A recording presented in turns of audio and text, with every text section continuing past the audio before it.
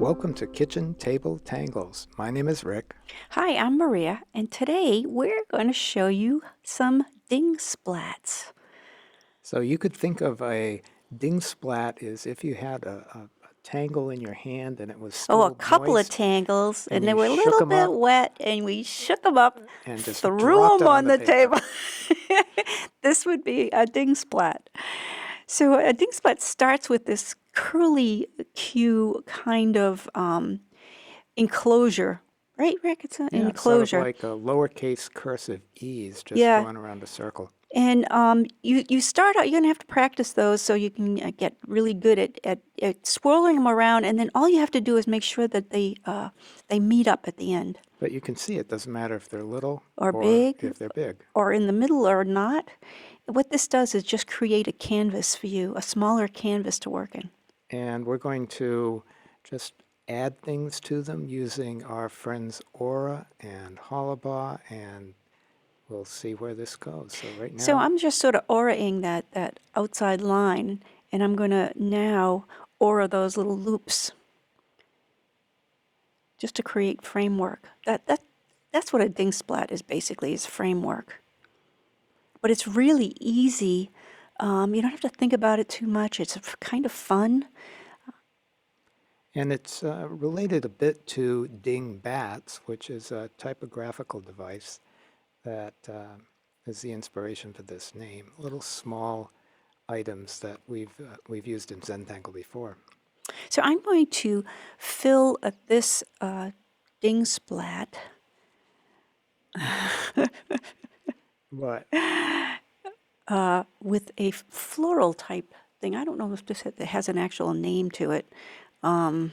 It's a series of petals. I've seen this many times. I just not sure that it has an explicit name to it, but well, petals. it is very similar to well, to the petals that you would make in well, just in a different orientation.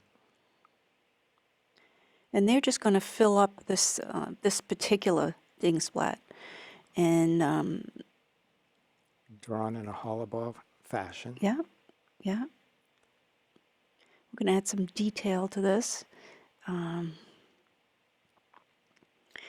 going to put a line through the major petals, and just to give it some character. And you can see that I'm not going all the way down because I'm going to want to put some highlights on there afterwards. So I'm going to leave that blank in the middle.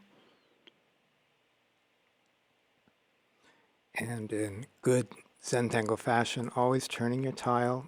Remember, nice relaxed hand. Don't have to hold the pen too tight.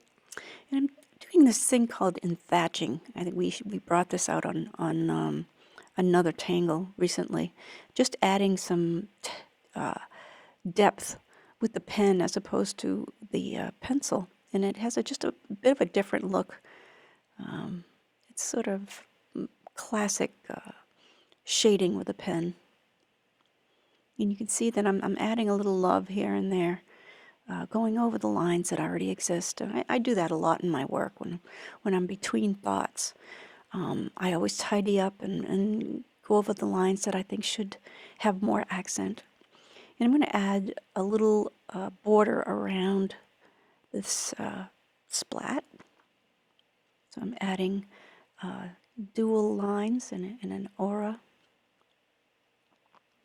And I love how she textures the weight of the pen to give that thick and thin, even to the point of the pen not even leaving any ink. So you can really get a feeling of weighting just within a single line.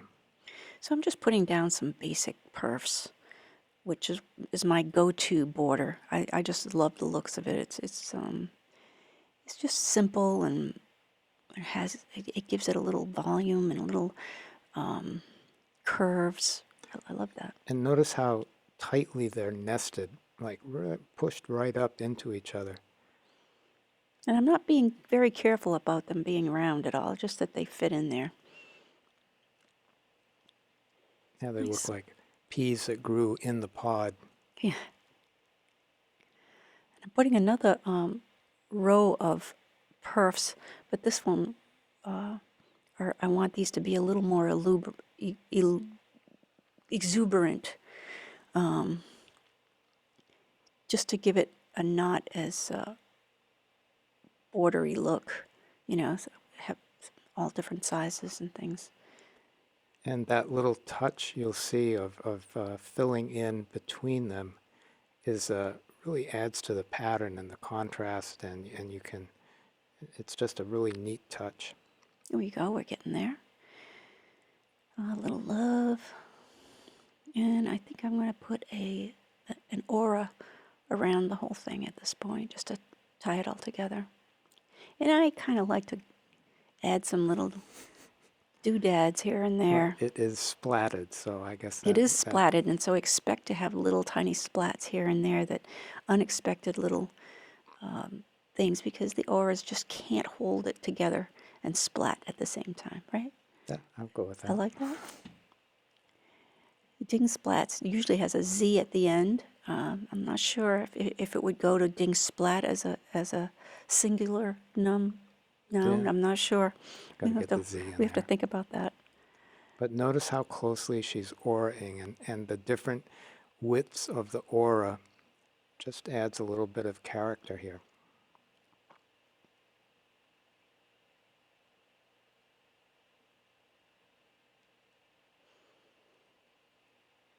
So I'm going to fill in the background in the center of the splat. You can already see that the drama coming in, how much that makes a difference. Ah, beautiful color.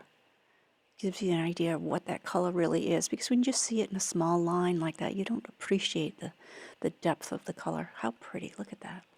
And using this, this is a brown micron pen on the tan Renaissance paper. Actually, well, now she's using black, but most of this has been with brown, and you can change the color of it. You'll see that some of the brown is light, and then if you go over it, it gets darker. It's a very expressive pen on this surface.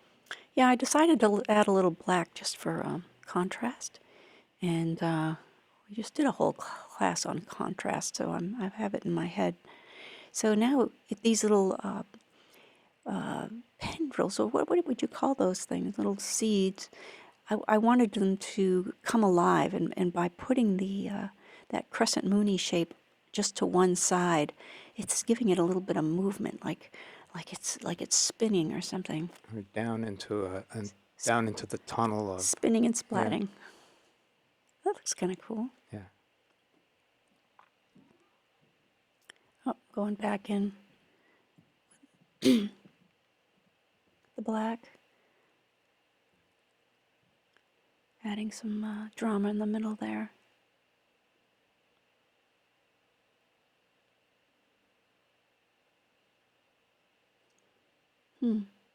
So we're going to start giving some life to this. We're going to go pretty heavy around the edges.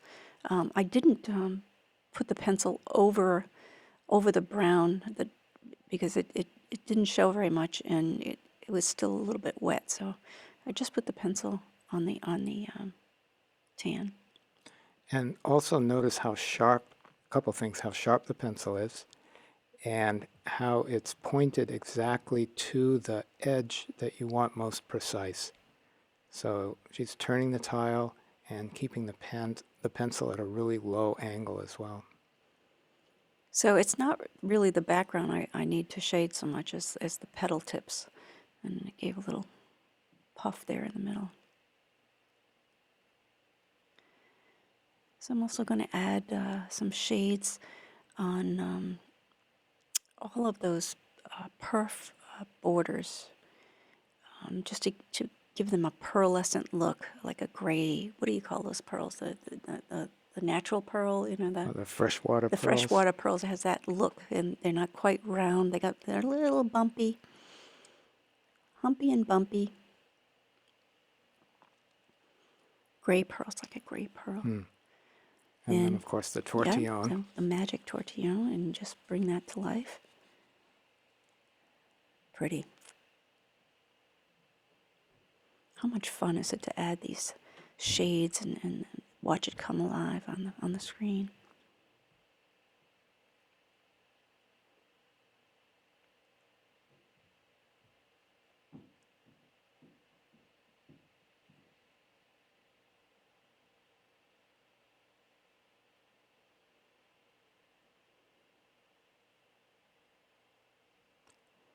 If you go on the on our app and use the hashtag dingbats, you'll see a whole selection of these small graphic sets of Tangle expressions. And so this is sort of the outgrowth of that concept. So there's a dingsplatz if it hits the paper really hard. Yeah. So I'm just adding some shades in the corners just to give these carved looking, don't they look like carved pieces that like in a Yeah. frame? Well, it really gives that dimensional, Architectural look to it, right. yeah. This is where the shading really shines. Mm-hmm. So, to be a contradiction, I guess. But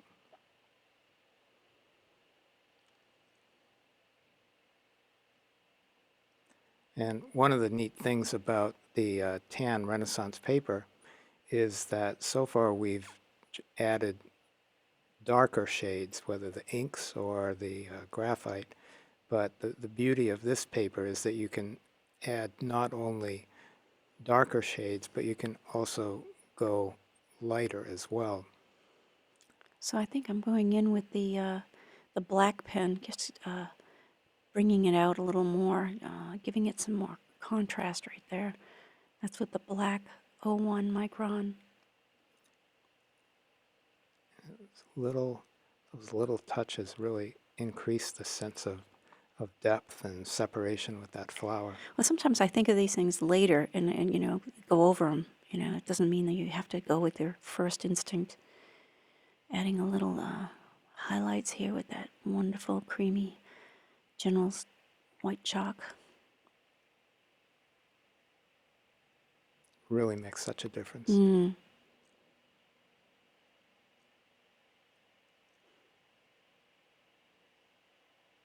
So just opposite where I put those shades, I'm putting a little bit of a highlight.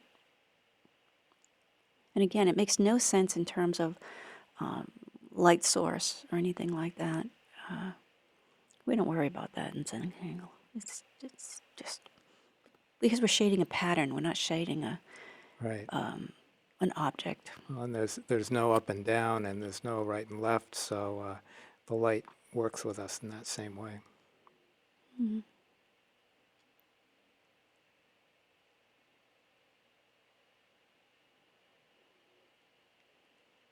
So just giving those pearls a little pearlescence. And here they come, they're going to pop out now. And Almost like a double strand of beautiful pearls. tend to use a blunter pencil with the white graphite. And almost don't even need a tortillon. You notice we use the white graphite as the tortillon to sort of shade it in to the graphite, the charcoal into the graphite. Awesome. There it goes. Our first dingsplatz. Love it. You guys have fun with this. We're going to do a couple more. This one here, my curly little thing took a detour. I wanted you to realize that you could actually do that. So you can see how I just ease in for the meetup. And again, we're going to go through and create the canvas or the framework. I think that's what happens if you like throw it at an angle on the paper. Mm-hmm. Mm-hmm. It doesn't splat evenly. I take this very seriously. I really like these. I've done like 25 of them now. Yeah, we also we use cloth napkins, so instead of having paper towels, we'll rip up old sheets. But at breakfast, Maria will tangle the The napkin the I'm using. napkins, whatever the napkin is, gets tangled, and all the recent ones are done with dingsplatz. It's quite beautiful. Probably do a blog on that and show all of the Slaviettes. So we're going about it the same way as the, you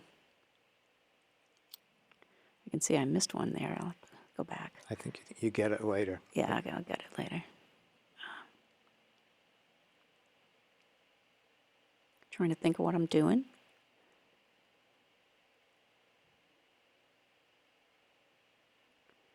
So I think this is spoken with a shade on the end. Sort of like a mix of really of that and pepper. It's sort of like a, Right. if pepper were to go into the center. The tangle pepper was named after peppermint, so you can see one of those peppermint candies, how they swirls on the edges. And just did it all the way around, and you can see how it went behind the other little Splat. splatette.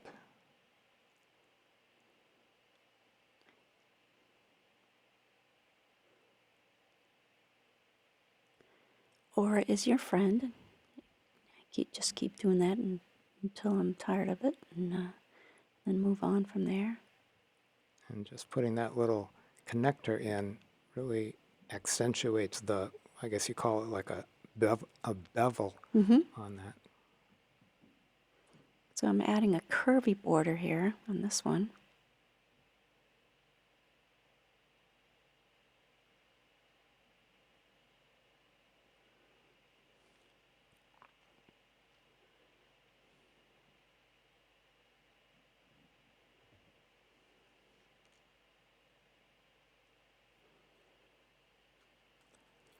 This border I'm doing, I'm not sure that it even has a name, but it's just a striping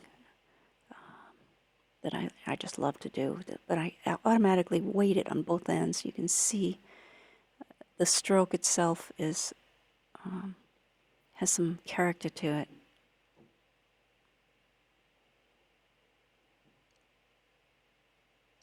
It's like well-organized holobomb before they get mixed up. And then this, I don't know what it, when you put dots down in a consecutive, like large to small or small to large, it has this really cute, wonderful look to it. And I remember seeing it like on, I don't know, the clothes on an old king from the Renaissance or something, with those big neck pieces. Or it's not something that's difficult to do. It's just pretty striking, I think. So I'm adding some character in here to the spoken in the middle. And again, that always pointing the tip of the pencil to the edge that you want most precise. I love that look of the spoken thing because it kind of draws you right in. A little vortex there. Well, it fits with the splat.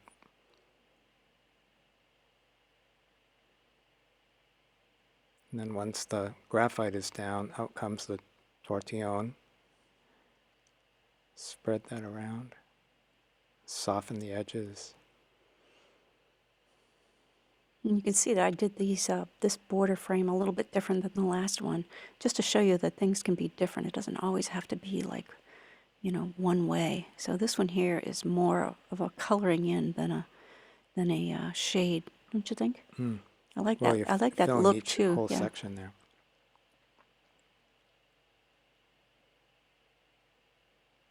You can see how it smooths out the individual strokes of the graphite pencil. I added some graphite inside the loops too, just for fun. Now, even though it's white paper, you can still use the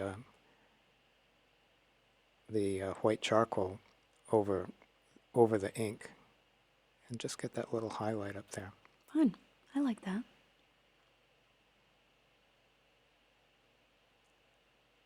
So you're working on a new chop there, I see. Well, not really. It's just It's a little variation on the usual. Awesome.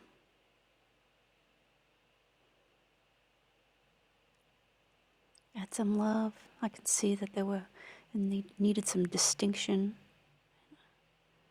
And see how it just tidies it up. You can go in close to watch how I do that and why. Nice. Fun. Dingsplatz. So Ricky's going to do one for us right now. He's going to use this graphic one to get going. So for a little contrast, I'm beginning with a graphic one. Just laying down the initial splat structure here.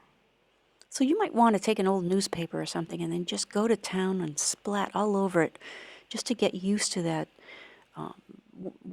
moving around in such a flurry of excitement. So this is going to be a sequence of aura-ing and hollabah. And the rhythm is I'll aura the outside, and then I will aura the inside. So the little loops get auraed on the outside, and the connection gets auraed on the inside. And once we get all the way around, it will all tie together.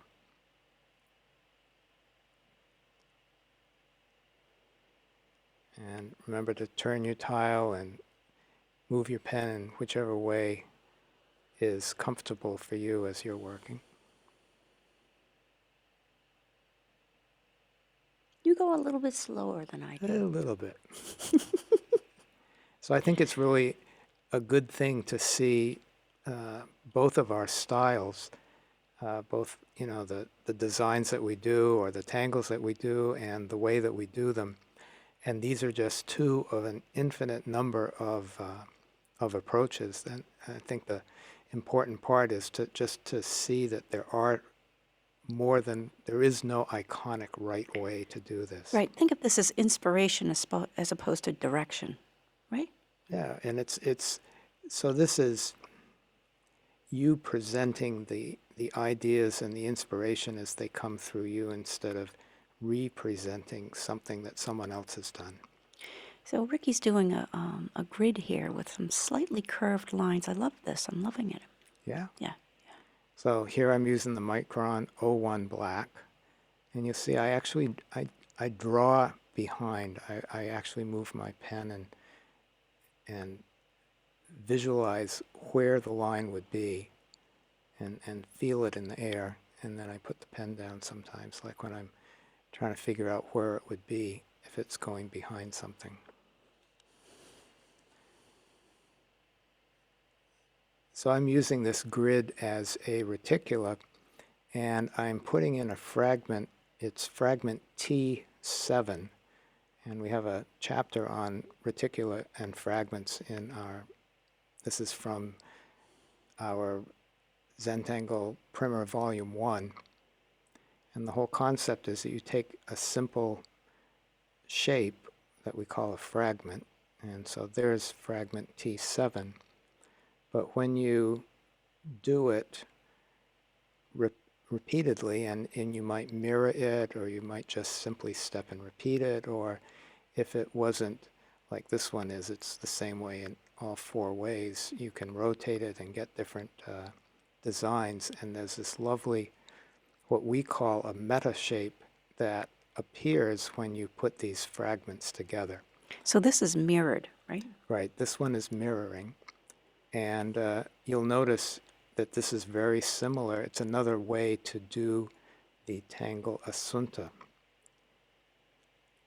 And I think that if you go into our newsletter archive, you can see some how we did asunta. You gave me that for my birthday. That was a birthday present, yes. Because Asunta is my middle name.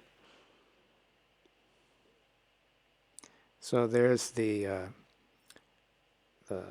completed. Now you can see that sort of meta pattern of when all those shapes play together.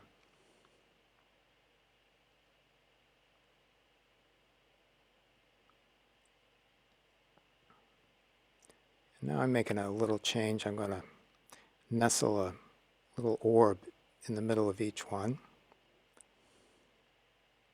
And then go back in and we'll get some contrast going and fill in all of the background behind those.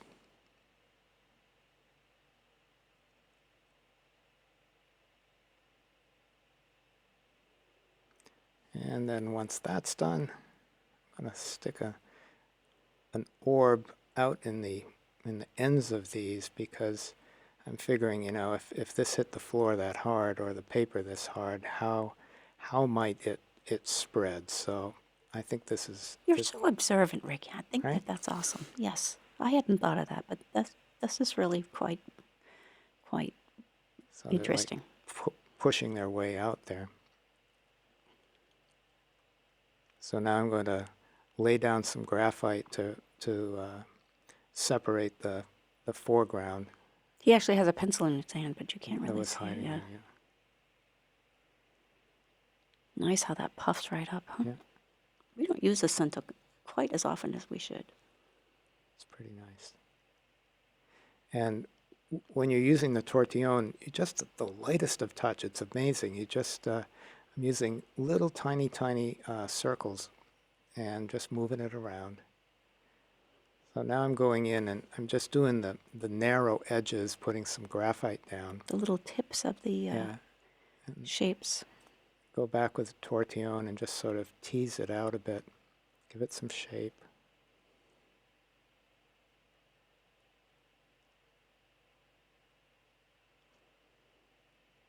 I'm happy that everybody sees that our styles are so totally different. I mean, every approach, everything, and there's room for everybody's opinion and everybody's style. Well, it's sort of like, you know, it's the concept of patterns as colors, and just like people do all different sorts of art with the same tube of paint, you can use the same tangle in so many different ways. And here again, taking advantage of that directional of adding light and adding dark to this mid-tone paper. Did you decide you were going to do the little orbs too? Yeah. And you'll notice I did them not thinking, oh, okay, the light's coming from this way. I'm thinking, oh, I'm More just pattern. turning my tile, and they're doing what they're doing.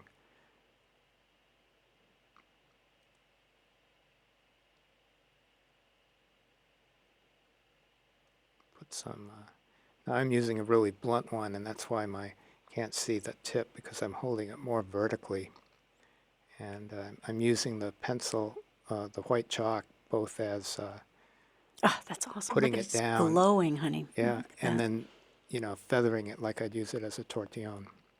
Nice. Molly does that all the time too. And after I had used the tortillon, it sort of lessened the darkness and the contrast. So I'm just going back over where it meets that and just increasing the contrast ever so.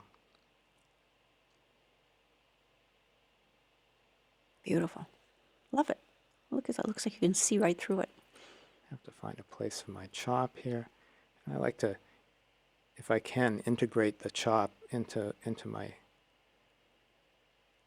tangle.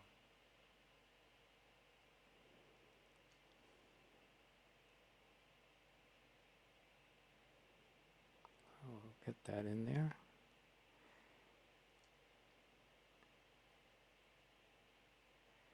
And there we go. So the hashtag is dingsplatz if you want to put something up on the Zentangle Mosaic app. And thanks for playing with us. We'll see you next time. Bye. Have fun. Bye now.